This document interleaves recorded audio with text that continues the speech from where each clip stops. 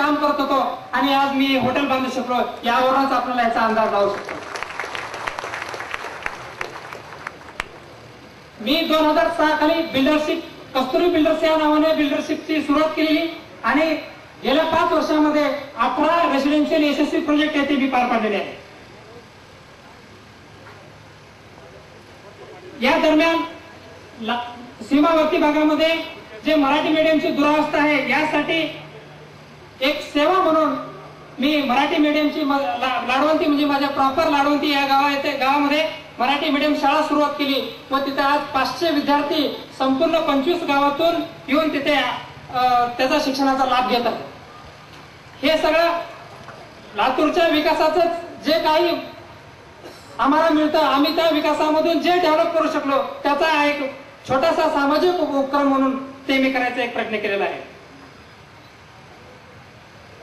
ते सुद्धा शाळा संपूर्ण आपण लातूर पॅटर्न मध्ये चालवतो, ते सुद्धा मी साहेबांना सांगू इच्छितो।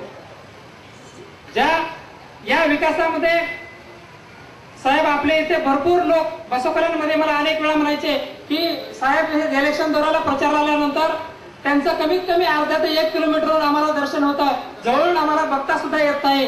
मग त्यावेळेला मी विनंती केली सगळ्यांना की आपल्या साहेबाचा कार्यक्रम, आपल्या कार्यक्रमाला साहेब निश्चित येणार आहेत आणि आपण साहेबांना आणून यामध्ये मोहित शेख साहेबांनी मला अतिशय मदत केलेली आहे। मी यामुळे मोहित शेख साहेबांचा सुद्धा एक आभार मानतो।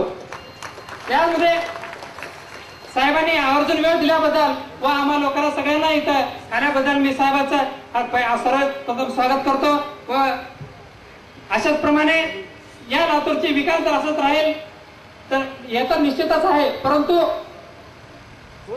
आम्हा सर्व आलेल्या सर्व कार्यकर्त्यांतर्फे माझी एक साहेबांना विनंती आहे की येत्या काही पुढच्या काळामध्ये आमची सुद्धा बसवकल्याण तालुक्यामध्ये या शाळेची संपूर्णतः इमारत पूर्ण होऊन थांबलेली आहे आणि त्या इमारत आपली आतुरतेने उद्घाटनाची वाट पाहत आहे।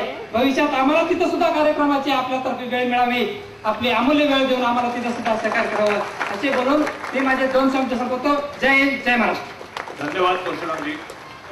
या अप्रतिम अशा वास्तूचं इंटिरियर डिझायनर असलेले श्री अभिजित देशपांडे यांचा सत्कार माननीय नामदार श्री विलासरावजी देशमुख साहेब यांच्या हस्ते व्हावा अशी आमची इच्छा आहे।